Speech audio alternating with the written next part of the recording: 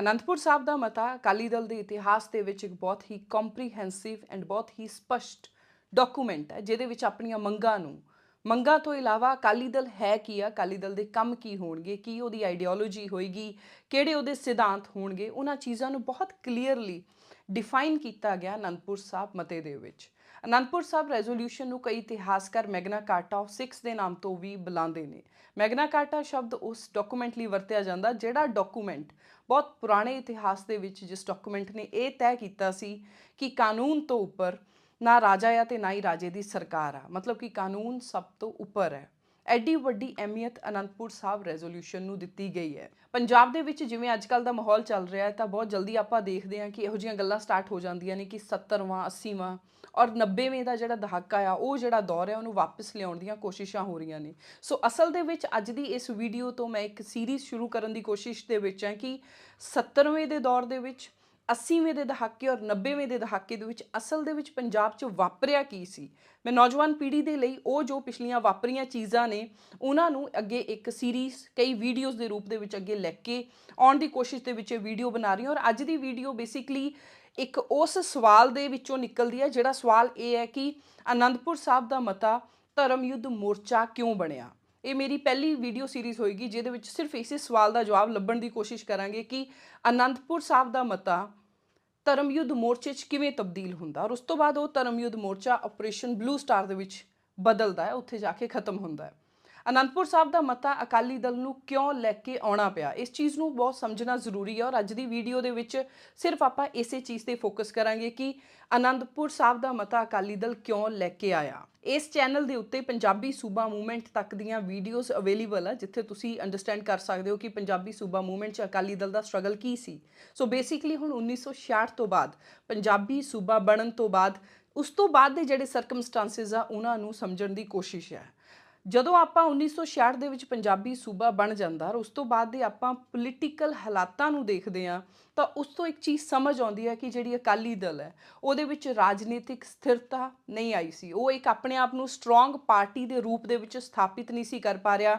ਸ਼੍ਰੋਮਣੀ ਅਕਾਲੀ ਦਲ ਪੰਜਾਬ ਦੇ ਵਿੱਚ 1966 ਦੇ ਵਿੱਚ ਅਕਾਲੀ ਦਲ ਨੂੰ ਪੰਜਾਬੀ ਸੂਬਾ ਤਾਂ ਮਿਲ ਗਿਆ, ਸਿੱਖ ਮੈਜੋਰਿਟੀ ਸੂਬਾ ਵੀ ਮਿਲ ਗਿਆ, ਪਰ ਉਸ ਦੇ ਬਾਵਜੂਦ ਵੀ ਅਕਾਲੀ ਦਲ ਦੇ ਪੈਰ ਨਾ ਲੱਗ ਪਏ। ਅਕਾਲੀ ਦਲ ਨੇ ਜੋ ਸਭ ਤੋਂ ਵੱਡੀ ਪ੍ਰੋਬਲਮ ਆਜ਼ਾਦ ਭਾਰਤ ਦੇ ਵਿੱਚ ਆਜ਼ਾਦੀ ਤੋਂ ਬਾਅਦ ਫੇਸ ਕੀਤੀ ਉਹ ਸੀ ਪੰਜਾਬ ਦੇ ਵਿੱਚ ਕਾਂਗਰਸ ਦੀ ਡੋਮੀਨੈਂਸ, ਕਾਂਗਰਸ ਦੀ ਮੋਨੋਪੋਲੀ। ਆਲਮੋਸਟ 50 ਸਾਲ ਸ਼ੁਰੂਆਤ ਜਿਹੜੇ ਆਪਣੇ ਆਜ਼ਾਦ ਭਾਰਤ ਦੇ ਆਜ਼ਾਦ ਪੰਜਾਬ ਦੇ ਹੈਗੇ ਨੇ ਉਹਦੇ ਵਿੱਚ ਅਕਾਲੀ ਦਲ ਦਾ ਕਿਤੇ ਵੀ ਆਪਣਾ ਕੋਈ ਰਾਜ ਕੋਈ ਸੱਤਾ ਉਹਨਾਂ ਦੇ ਕੋਲ ਨਹੀਂ ਸੀ, ਸਿਰਫ ਔਰ ਸਿਰਫ ਕਾਂਗਰਸ ਡੋਮੀਨੈਂਸ ਸੀ। 1947 ਤੋਂ ਬਾਅਦ 1952 ਦੇ ਵਿੱਚ ਆਜ਼ਾਦ ਭਾਰਤ ਦੇ ਪਹਿਲੇ ਚੋਣ ਹੁੰਦੇ ਨੇ ਔਰ ਉਸ ਸਮੇਂ ਤੋਂ ਲੈ ਕੇ 1997 ਤੱਕ ਲਗਾਤਾਰ ਹੀ ਕਾਂਗਰਸ ਦੀਆਂ ਸਰਕਾਰਾਂ ਬਣਦੀਆਂ ਰਹੀਆਂ ਨੇ। ਔਰ ਇਨ ਬਿਟਵੀਨ ਅਗਰ ਗੈਰ ਕਾਂਗਰਸੀ ਸਰਕਾਰ ਬਣਦੀ ਵੀ ਸੀ ਤਾਂ ਉਹਨੂੰ ਕਾਂਗਰਸ ਚੱਲਣ ਨਹੀਂ ਸੀ ਦਿੰਦਾ, ਚਾਹੇ ਉਹਨਾਂ ਸਰਕਾਰਾਂ ਨੂੰ ਗਿਰਾ ਦਿੱਤਾ ਜਾਂਦਾ ਸੀ, ਗਵਰਨਰੀ ਰਾਜ ਲਾ ਦਿੱਤਾ ਜਾਂਦਾ ਸੀ ਜਾਂ ਅੰਦਰ ਧੜੇ ਕ੍ਰੀਏਟ ਕਰ ਦਿੱਤੇ ਜਾਂਦੇ ਸੀਗੇ ਜਿਹਦੇ ਨਾਲ ਸਰਕਾਰ ਚੱਲ ਨਾ ਪਾਵੇ। ਸਿੱਖ ਮੈਜੋਰਿਟੀ ਵਾਲਾ ਪੰਜਾਬੀ ਸੂਬਾ ਬਣਨ ਤੋਂ ਬਾਅਦ ਵੀ ਅਕਾਲੀ ਦਲ ਜਿਹੜਾ ਹੈ ਉਹ ਆਪਣੀ ਸਰਕਾਰ ਬਣਾਉਣ ਦੇ ਵਿੱਚ ਕਿਤੇ ਨੇੜੇ ਤੇੜੇ ਵੀ ਨਹੀਂ ਹੁੰਦਾ ਔਰ ਅਲਟੀਮੇਟਲੀ ਜਿੰਨੀਆਂ ਵੀ ਗੈਰ ਕਾਂਗਰਸੀ ਧਿਰਾਂ ਹੁੰਦੀਆਂ ਨੇ ਉਹ ਇਕੱਠੀਆਂ ਹੋ ਕੇ ਇੱਕ ਯੂਨਾਈਟਿਡ ਫਰੰਟ ਦੀ ਸਰਕਾਰ ਬਣਾਉਂਦੀਆਂ ਨੇ ਜਿਹਦੇ ਵਿੱਚ 3 ਸਾਲਾਂ ਦੇ ਵਿੱਚ ਆਲਮੋਸਟ 3 ਮੁੱਖ ਮੰਤਰੀ ਜਿਹੜੇ ਬਦਲਦੇ ਨੇ। ਇੱਕ ਤਰ੍ਹਾਂ ਦੇ ਨਾਲ ਲక్ష్మణ ਸਿੰਘ ਗੁਰਨਾਮ ਸਿੰਘ ਜਸਟਿਸ ਗੁਰਨਾਮ ਸਿੰਘ ਹੁੰਦੇ ਨੇ ਪਹਿਲੇ ਮੁੱਖ ਮੰਤਰੀ 1967 ਦੇ ਵਿੱਚ, ਜਿਨ੍ਹਾਂ ਦੀ ਕੁਝ ਮਹੀਨੇ ਸਰਕਾਰ ਚੱਲਣ ਦਿੱਤੀ ਜਾਂਦੀ ਹੈ। ਉਸ ਤੋਂ ਬਾਅਦ ਲక్ష్మణ ਸਿੰਘ ਗਿੱਲ ਆਉਂਦੇ ਨੇ, ਉਹ ਵੀ ਬੇਸਿਕਲੀ ਕਾਂਗਰਸ ਬੈਕਿੰਗ, ਕਾਂਗਰਸ ਦੀ ਸਪੋਰਟ ਦੇ ਨਾਲ ਹੀ ਉਹਨਾਂ ਦੀ ਜਿਹੜੀ ਸਰਕਾਰ ਹੈ ਉਹ ਚੱਲ ਰਹੀ ਹੁੰਦੀ ਹੈ। ਔਰ ਉਸ ਤੋਂ ਬਾਅਦ ਪ੍ਰਕਾਸ਼ ਸਿੰਘ ਬਾਦਲ 1970 ਚ ਆਉਂਦੇ ਨੇ ਜਿਨ੍ਹਾਂ ਨੂੰ ਆਲਮੋਸਟ 1 ਸਾਲ ਪੂਰਾ ਹੁੰਦਿਆਂ ਹੀ ਗਵਰਨਰੀ ਰਾਜ ਲਾ ਕੇ ਉਹਨਾਂ ਦੀ ਸਰਕਾਰ ਨੂੰ ਗਿਰਾ ਦਿੱਤਾ ਜਾਂਦਾ। ਸੋ ਇਸ 1967 ਤੋਂ 1971 ਦੀ ਜਿਹੜੀ ਇਹ ਪੋਲੀਟੀਕਲ ਅਸਥਿਰਤਾ ਸੀ ਪੰਜਾਬ ਦੀ, ਇਹਦੇ ਵਿੱਚ ਅਕਾਲੀ ਦਲ ਨੂੰ ਇਸ ਚੀਜ਼ ਨੂੰ ਹੋਰ ਕਲੀਅਰ ਹੋ ਗਿਆ ਕਿ ਪੰਜਾਬੀ ਸੂਬਾ ਚਾਹੇ ਸਿੱਖ ਮੈਜੋਰਿਟੀ ਵਾਲਾ ਲੈ ਵੀ ਲਿਆ, ਬਾਵਜੂਦ ਉਸ 'ਤੇ ਵੀ ਰਾਜਨੀਤਿਕ ਸਥਿਰਤਾ ਜਿਹੜੀ ਪੰਜਾਬ 'ਚ ਅਕਾਲੀ ਦਲ ਨੂੰ ਨਹੀਂ ਮਿਲੇਗੀ। ਅਗਰ ਆਪਾਂ ਵੋਟ ਸ਼ੇਅਰ ਦੇ ਵਿੱਚ ਵੀ ਦੇਖੀਏ ਤਾਂ ਕਾਂਗਰਸ ਦਾ ਆਜ਼ਾਦੀ ਤੋਂ ਬਾਅਦ 1947 ਤੋਂ ਲੈ ਕੇ ਪੰਜਾਬੀ ਸੂਬਾ ਬਣਨ ਤੱਕ 1966 ਤੱਕ 50% ਦੇ ਅਰਾਊਂਡ ਉਹਨਾਂ ਦਾ ਵੋਟ ਸ਼ੇਅਰ ਜਿਹੜਾ ਰਿਹਾ ਔਰ ਅਕਾਲੀ ਦਲ ਦਾ 12 ਤੋਂ 20% ਦੇ ਵਿੱਚ ਰਹਿੰਦਾ ਸੀ। 1966 ਤੋਂ ਬਾਅਦ ਸਿੱਖ ਮੈਜੋਰਿਟੀ ਵਾਲਾ ਸੂਬਾ ਬਣਨ ਤੋਂ ਬਾਅਦ ਵੀ ਕਾਂਗਰਸ ਦੇ ਨਾਲ ਇੱਕ ਬਹੁਤ ਵੱਡਾ ਵੋਟ ਬੈਂਕ ਜਿਹੜਾ ਸੀ ਉਹ ਜੁੜਿਆ ਸੀ, ਬਹੁਤ ਵੱਡਾ ਵੋਟ ਸ਼ੇਅਰ ਸੀ ਔਰ ਉਹਨੂੰ ਕੋਈ ਖਾਸ ਫਰਕ ਨਹੀਂ ਸੀ ਪਿਆ। 40% ਤੋਂ ਵੱਧ ਕੇ ਵੋਟ ਸ਼ੇਅਰ ਜਿਹੜਾ ਕਾਂਗਰਸ ਦੀਆਂ ਸਰਕਾਰਾਂ ਜਿਹੜੀਆਂ ਸੀ ਚੋਣਾਂ ਦੇ ਦੌਰਾਨ ਲੈ ਜਾਂਦੀਆਂ ਸੀ ਔਰ ਅਕਾਲੀ ਦਲ ਦਾ ਵੋਟ ਸ਼ੇਅਰ 30% ਤੱਕ ਆ ਗਿਆ ਸੀ, ਪਰ ਉਹ ਵੀ 25% ਤੇ ਐਵਰੇਜ ਇੰਨਾ ਕਿ ਸ਼੍ਰੋਮਣੀ ਅਕਾਲੀ ਦਲ ਨੂੰ ਮਿਲਦਾ ਰਿਹਾ। 1997 ਦੇ ਵਿੱਚ ਪਹਿਲੀ ਵਾਰ ਹੁੰਦਾ ਹੈ ਕਿ ਗੈਰ ਕਾਂਗਰਸੀ ਸਰਕਾਰ ਪੰਜਾਬ ਦੇ ਵਿੱਚ 5 ਸਾਲ ਪੂਰੇ ਕਰ ਪਾਉਂਦੀ ਹੈ। ਉਹ ਹੁੰਦੀ ਹੈ ਪ੍ਰਕਾਸ਼ ਸਿੰਘ ਬਾਦਲ ਦੀ ਸਰਕਾਰ, ਜਿਹੜੀ ਸ਼੍ਰੋਮਣੀ ਅਕਾਲੀ ਦਲ ਐਂਡ ਬੀਜੇਪੀ ਗੱਠਜੋੜ ਵਾਲੀ ਹੈ। ਆਪਰੇਸ਼ਨ ਬਲੂ ਸਟਾਰ ਤੋਂ ਬਾਅਦ ਕਾਂਗਰਸ ਦੇ ਖਿਲਾਫ ਇੱਕ ਐਂਟੀ ਸੈਂਟੀਮੈਂਟ ਪੰਜਾਬ ਦੇ ਵਿੱਚ ਸੁਭਾਵਿਕ ਸੀ, ਉਹ ਐਵੀਡੈਂਟ ਸੀ। ਲੇਕਿਨ ਜਦੋਂ ਆਪਾਂ ਵੋਟ ਸ਼ੇਅਰ ਦੇਖਦੇ ਹਾਂ ਕਾਂਗਰਸ ਦਾ 1985 ਦੀਆਂ ਚੋਣਾਂ ਦੇ ਵਿੱਚ, ਤਾਂ ਕਾਂਗਰਸ ਦੇ ਵੋਟ ਸ਼ੇਅਰ ਤੇ ਅਕਾਲੀ ਦਲ ਦੇ ਵੋਟ ਸ਼ੇਅਰ 'ਚ ਕੋਈ ਖਾਸ ਫਰਕ ਨਹੀਂ ਹੈ।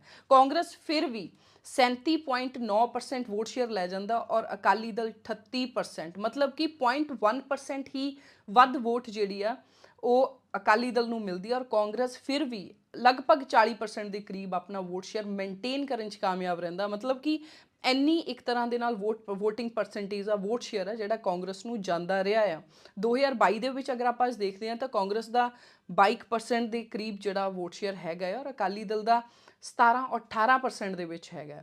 ਪਰ ਕਾਂਗਰਸ ਦੀ ਮੋਨੋਪੋਲੀ ਨੂੰ ਤੋੜਨ ਦੇ ਲਈ, ਡੋਮੀਨੈਂਸ ਨੂੰ ਖਤਮ ਕਰਨ ਦੇ ਲਈ ਇੱਕ ਘੋਲ ਸੀ, ਜਦੋਜਹਿਦ ਸੀ, ਜਿਹਦੇ ਵਿੱਚੋਂ ਅਨੰਦਪੁਰ ਸਾਹਿਬ ਦਾ ਮਤਾ ਨਿਕਲਦਾ ਹੈ। ਅਕਾਲੀ ਦਲ ਦਾ ਪੋਲੀਟੀਕਲ ਕ੍ਰਾਈਸਿਸ ਜਿਹੜਾ ਉਹ ਇਹਨਾਂ ਸਾਰੇ ਡਾਟਾਸ ਤੋਂ, ਇਹਨਾਂ ਨੰਬਰਸ ਤੋਂ ਆਪਾਂ ਨੂੰ ਕਲੀਅਰ ਹੁੰਦਾ। ਪਲੱਸ ਨਾਲ ਹੀ ਇੱਕ ਚੀਜ਼ ਹੋਰ ਹੈ, ਉਹ ਹੈ ਕਿ ਜਿਹੜਾ ਅਕਾਲੀ ਦਲ ਹੈ ਉਹ ਕਦੇ ਵੀ ਆਪਣੇ ਆਪ ਨੂੰ ਪਰਿਭਾਸ਼ਿਤ ਨਹੀਂ ਸੀ ਕਰ ਪਾ ਰਿਹਾ। 1970 ਦੀਆਂ ਚੋਣਾਂ ਜਿਹਦੇ ਵਿੱਚ ਪ੍ਰਕਾਸ਼ ਸਿੰਘ ਬਾਦਲ ਸੀਐਮ ਬਣਦੇ ਨੇ, ਉਹ ਅਕਾਲੀ ਦਲ ਧਰਮ ਨਿਰਪੱਖ ਹੋ ਕੇ ਲੜਦਾ ਹੈ। ਮਤਲਬ ਉਹ ਆਪਣੀ ਮੈਨੀਫੈਸਟੋ ਦੇ ਵਿੱਚ ਵੀ ਉਹਨਾਂ ਦੀ ਜਿਹੜੀ ਪ੍ਰੋਪਰ ਵਿਚਾਰਧਾਰਾ ਹੈ ਉਹ ਸੋਸ਼ਲਿਸਟਿਕ, ਡੈਮੋਕ੍ਰੈਟਿਕ ਐਂਡ ਸੈਕੂਲਰ ਦੇ ਨਾਮ ਤੇ ਲੜਦਾ ਹੈ ਕਿ ਅਸੀਂ ਧਰਮ ਨਿਰਪੱਖ ਹਾਂ। ਪਰ ਉਸ ਸਰਕਾਰ ਨੂੰ ਕੁਝ ਮਹੀਨੇ ਹੀ ਚੱਲਣ ਦਿੱਤਾ ਜਾਂਦਾ ਹੈ, ਗਵਰਨਰੀ ਰਾਜ ਲੱਗ ਜਾਂਦਾ। 1970 ਚ ਪ੍ਰਕਾਸ਼ ਸਿੰਘ ਬਾਦਲ ਸੀਐਮ ਸੀ। ਸੋ ਇਸ ਤੋਂ ਬਾਅਦ ਅਕਾਲੀ ਦਲ ਆਪਣਾ ਬੇਸ ਸ਼ਿਫਟ ਕਰਦਾ ਹੈ।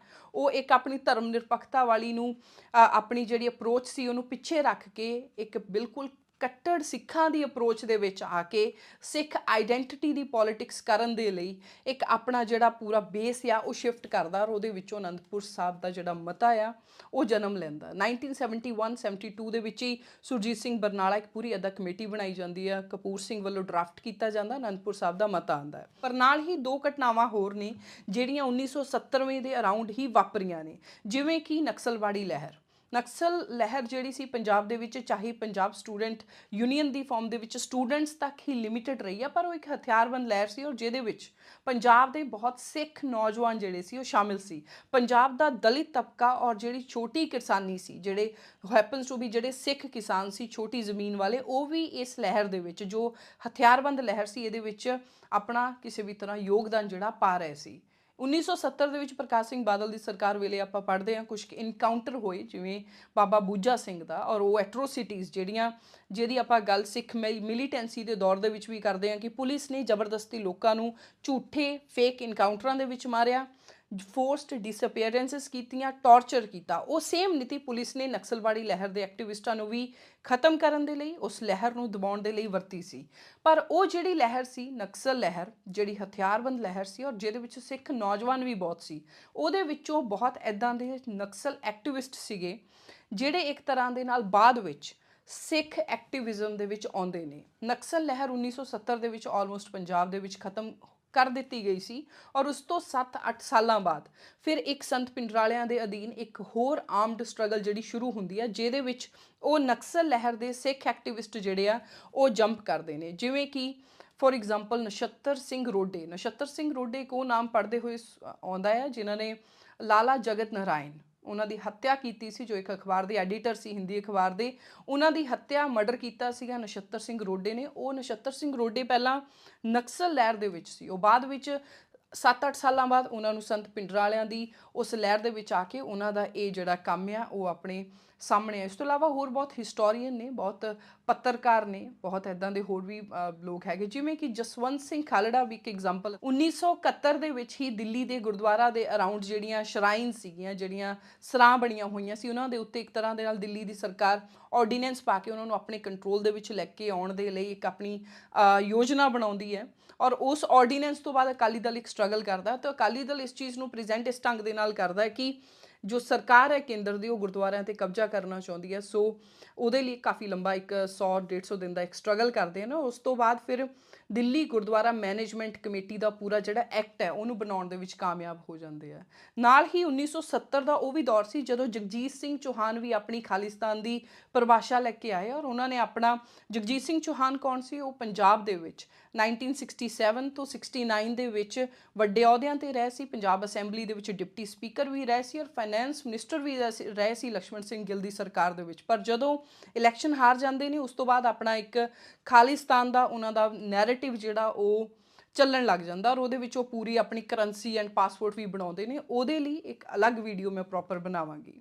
ਸੋ ਇਹੋ ਜਿਹੀਆਂ ਸਰਕਮਸਟੈਂਸਿਸ ਜਦੋਂ ਅਕਾਲੀ ਦਲ ਨੇ ਦੇਖੀਆਂ ਕਿ ਪੈਦਾ ਹੋ ਰਹੀਆਂ ਨੇ, 1970 ਦੇ ਵਿੱਚ ਹੀ ਦਲ ਖਾਲਸਾ ਦੇ ਸਥਾਪਨਾ ਕਰਨ ਵਾਲੇ ਕਈ ਲੋਕ ਖਾਲਿਸਤਾਨ ਦੇ ਨਾਰੇ ਜਿਹੜੇ ਰੈਡੀਕਲਿਜ਼ਮ ਜਿਹੜਾ ਉਹ ਲੈ ਕੇ ਆਉਣ ਦੀਆਂ ਤਿਆਰੀਆਂ ਦੇ ਵਿੱਚ ਸੀਗੇ ਔਰ ਇਹ ਸਾਰੀਆਂ ਸਰਕਮਸਟੈਂਸਿਸ ਤੋਂ ਬਾਅਦ ਹੀ ਅਕਾਲੀ ਦਲ ਇੱਕ ਆਪਣੇ ਆਪ ਨੂੰ ਮੁੜ ਪ੍ਰਭਾਸ਼ਿਤ ਕਰਨ ਵੱਲ ਨੂੰ ਤੁਰਦਾ ਔਰ ਉਹਦੇ ਵਿੱਚੋਂ ਅਨੰਦਪੁਰ ਸਾਹਿਬ ਦਾ ਮਤਾ ਨਿਕਲਦਾ। ਅਨੰਦਪੁਰ ਸਾਹਿਬ ਰੈਜ਼ੋਲੂਸ਼ਨ ਅੱਜ ਵੀ ਬਹੁਤ ਵੱਡੀ ਰੈਲੇਵੈਂਸ ਰੱਖਦਾ ਹੈ, ਚਾਹੇ ਪੰਜਾਬ ਦੇ ਵਿੱਚ ਬਹੁਤ ਇਦਾਂ ਦੇ ਧੜੇ ਨੇ ਜਿਹੜੇ ਕਹਿੰਦੇ ਨੇ ਕਿ ਆਪਰੇਸ਼ਨ ਬਲੂ ਸਟਾਰ ਤੋਂ ਬਾਅਦ ਸੰਤ ਭਿੰਡਰਾਂਵਾਲਿਆਂ ਦੀ ਸ਼ਹਾਦਤ ਤੋਂ ਬਾਅਦ ਅਨੰਦਪੁਰ ਸਾਹਿਬ ਰੈਜ਼ੋਲੂਸ਼ਨ ਦਾ ਕੋਈ ਮਤਲਬ ਨਹੀਂ ਰਹਿ ਜਾਂਦਾ। ਪਰ ਜਿਹੜੀਆਂ ਮੰਗਾਂ ਹੈਗੀਆਂ ਉਹਨਾਂ ਦੀਆਂ ਜਾਂ ਜੋ ਉਹ ਚਾਹੁੰਦੇ ਨੇ ਕਿ ਪੰਜਾਬ ਕਿਵੇਂ ਦਾ ਹੋਵੇ ਜਾਂ ਅਕਾਲੀ ਦਲ ਨੂੰ ਪ੍ਰਭਾਸ਼ਿਤ ਕਰਨ ਦੀ ਜਿਹੜੀ ਕੋਸ਼ਿਸ਼ ਹੈ ਜਾਂ ਸਿੱਖ ਸਿਆਸਤ ਨੂੰ ਪ੍ਰਭਾਸ਼ਿਤ ਕਰਨ ਦੀ ਕੋਸ਼ਿਸ਼ ਹੈ ਉਹ ਅਨੰਦਪੁਰ ਸਾਹਿਬ ਦੀਆਂ ਮੰਗਾਂ ਨਾਲ ਹੀ ਮਿਲਦੀ ਜੁਲਦੀ ਹੈ। ਉਹਦੇ ਵਿੱਚ ਹੀ ਆ ਬਸ ਮੇਜਰ ਫਰਕ ਇੰਨਾ ਹੈ ਕਿ ਉਹਦੇ ਵਿੱਚ ਆਟੋਨੋਮੀ ਦੀ ਗੱਲ ਹੁੰਦੀ ਹੈ ਔਰ ਇਹ ਇੱਕ ਤਰ੍ਹਾਂ ਦੇ ਨਾਲ ਕਈ ਇੱਦਾਂ ਦੀਆਂ ਜਥੇਬੰਦੀਆਂ ਨੇ ਜਿਹੜੀਆਂ ਭਾਰਤ ਤੋਂ ਅਲੱਗ ਕਰਨਾ ਚਾਹੁੰਦੀਆਂ ਨੇ ਪੰਜਾਬ ਨੂੰ ਔਰ ਫਿਰ ਆਪਣੀ ਸੋਵਰੈਨਿਟੀ ਨੂੰ ਹਾਸਲ ਕਰਨਾ ਚਾਹੁੰਦੀਆਂ ਨੇ।